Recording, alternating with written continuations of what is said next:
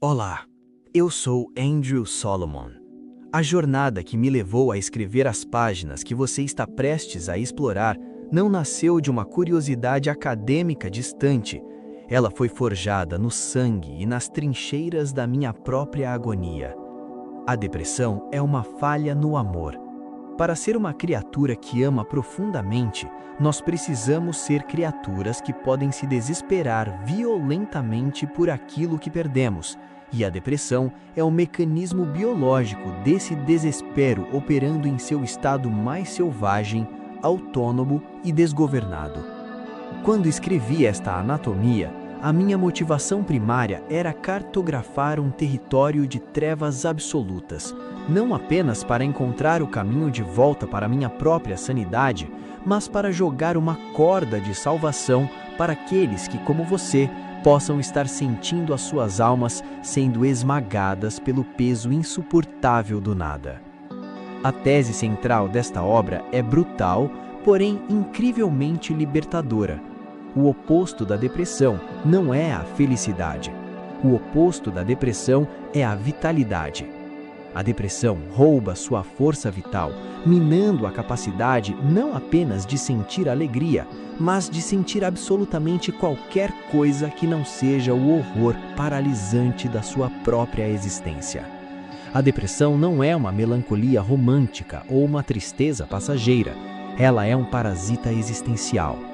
A tristeza normal é uma resposta adaptativa humana, mas a doença ocorre quando essa tristeza cruza uma linha invisível e se desvincula de qualquer evento externo.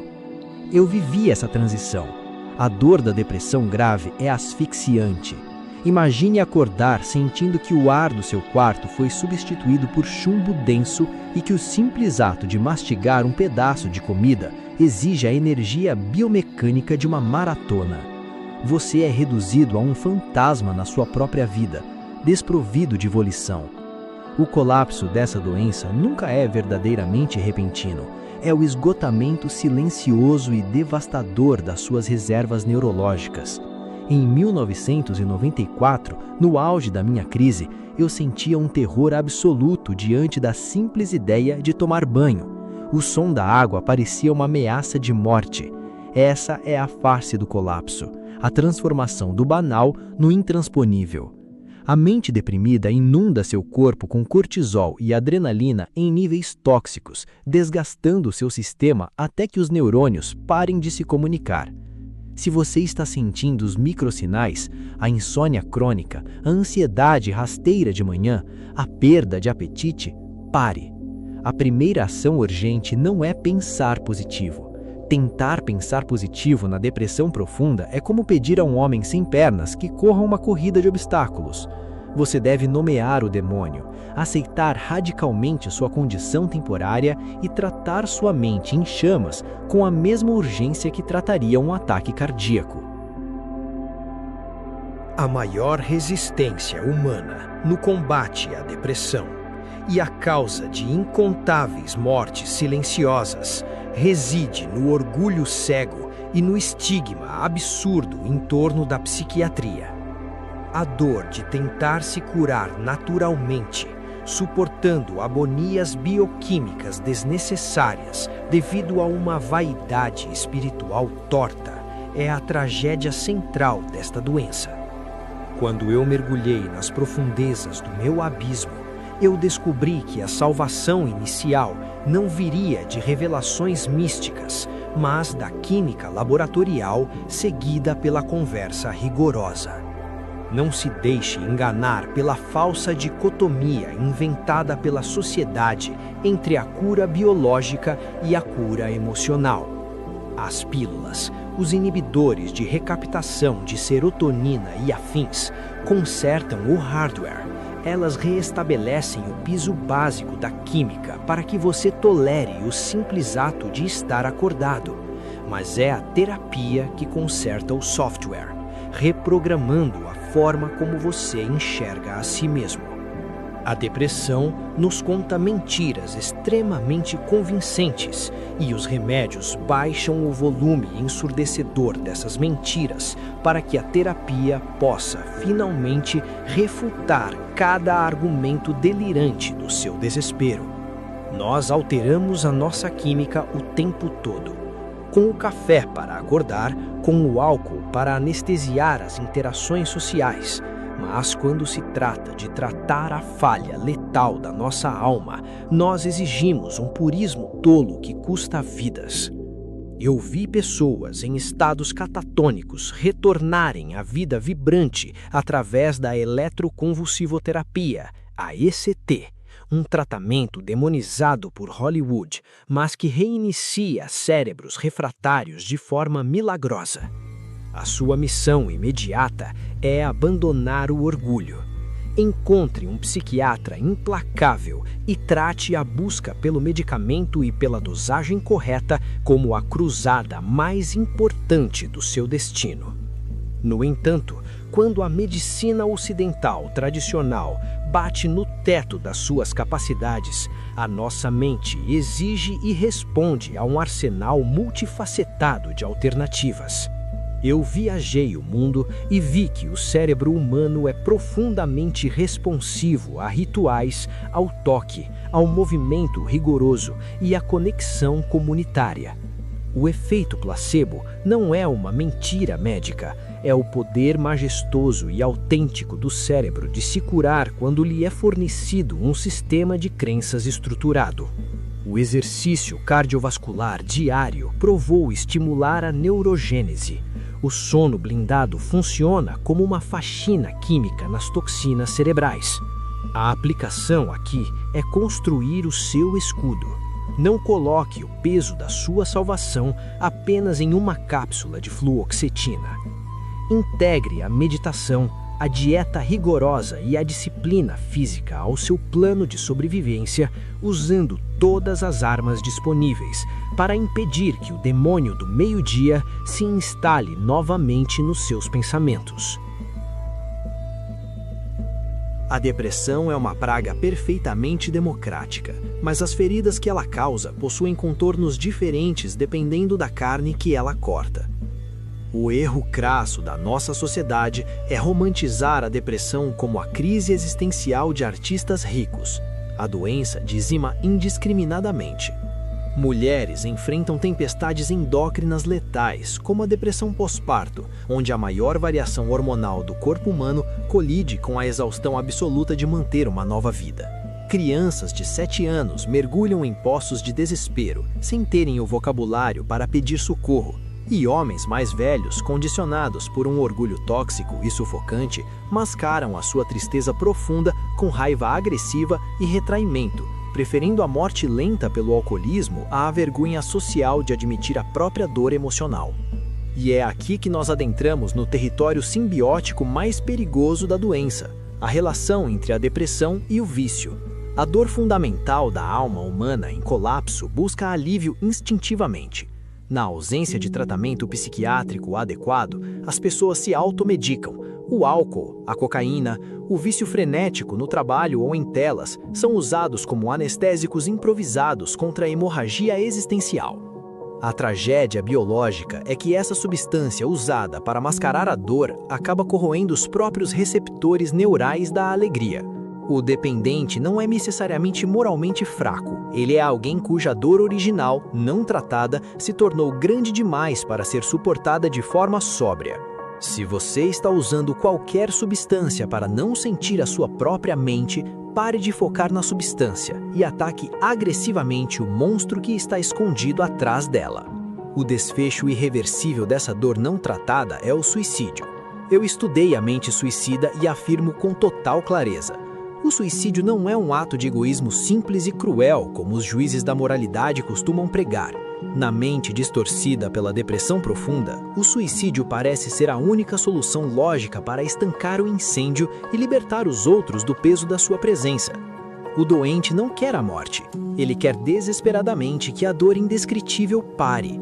A depressão é uma falácia fatal. porque ela apaga do seu cérebro as memórias do seu passado feliz e oblitera a imaginação de um futuro melhor, prendendo você em um presente eterno de agonia irreparável.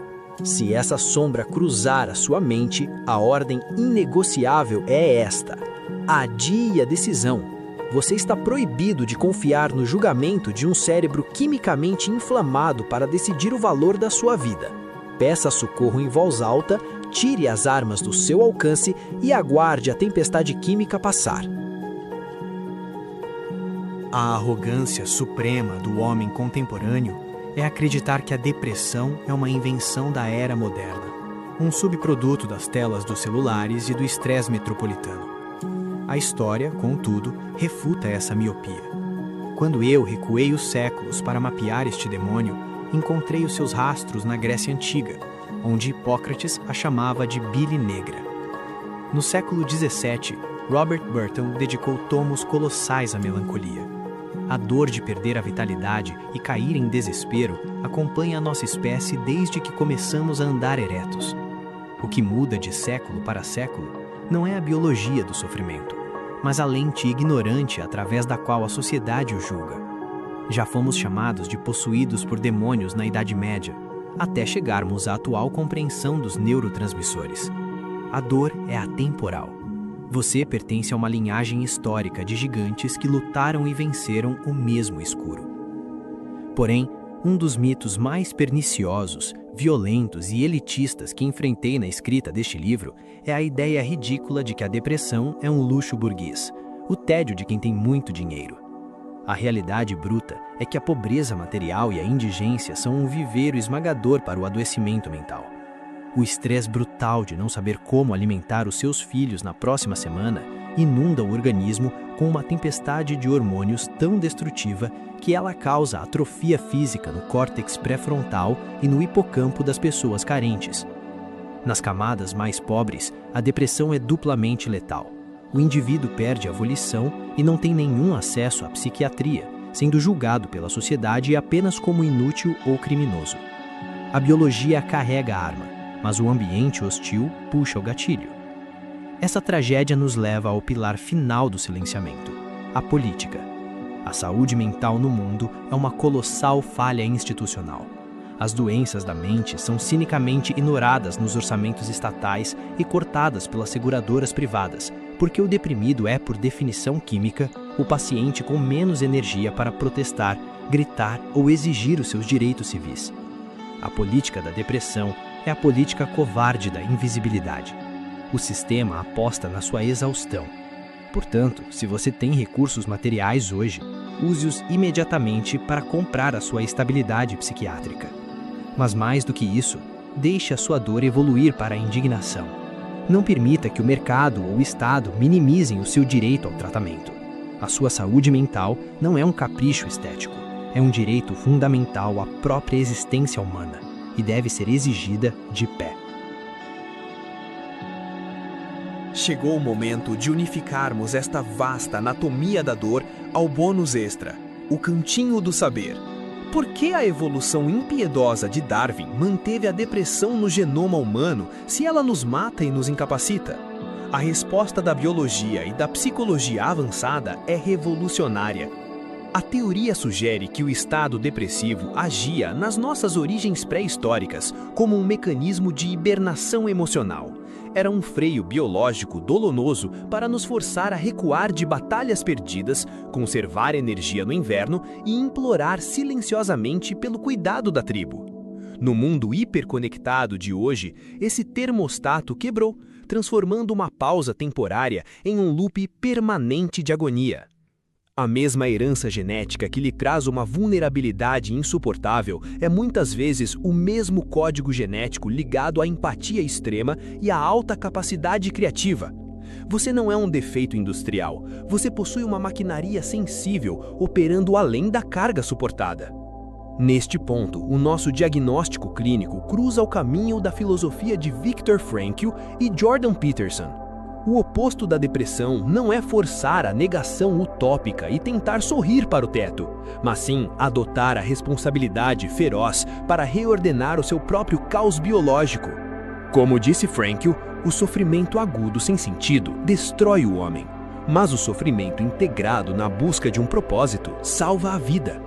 E nós ouvimos o eco de C.S. Lewis confirmando que a dor esmagadora atua como um megafone ensurdecedor que a biologia usa para acordar uma alma surda, forçando-a a reavaliar todas as suas amarras falsas e a recalcular inteiramente a sua rota existencial. A esperança não é um sentimento passivo, a esperança é uma disciplina de combate violento e diário. Se você quer reconstruir o seu castelo a partir dos escombros de hoje, execute as ordens de sobrevivência imediata. Primeiro, destrua o heroísmo inútil. Pare de usar a força de vontade como se ela pudesse curar uma inflamação física no cérebro. Trate a sua falta de energia e o seu colapso como uma emergência médica que eles são, buscando ajuda clínica agora. Segundo, o protocolo do adiamento. Se sua mente lhe disser que a vida acabou, rejeite o veredito. Estabeleça a regra suprema de sobrevivência. Você está proibido de tomar decisões irreversíveis sob a influência de uma química cerebral corrompida. Adie qualquer ato final e denuncie o seu estado em voz alta. Terceiro, o ataque simultâneo. Não confie a sua vida a uma única frente de batalha. Tome o seu medicamento com precisão militar. Vá à sua terapia para desmantelar as narrativas de horror. Force as suas pernas a executarem 30 minutos de exercício cardiovascular e blinde o seu ciclo de sono contra o mundo. Quarto, o resgate do significado. Não tente apagar o que você passou. A amnésia apaga o aprendizado. Extraia sabedoria da escuridão e dedique-se a um propósito que seja maior do que a sua própria dor interior, servindo aqueles que ainda estão perdidos no labirinto existencial. A depressão o reduziu a cinzas, mas ela não lhe tirou o poder de ditar o formato do que vai renascer a partir delas. Acolha sua fragilidade, engula o seu orgulho, construa pontes sobre o seu próprio abismo. Assuma o controle da sua máquina e até o nosso próximo encontro.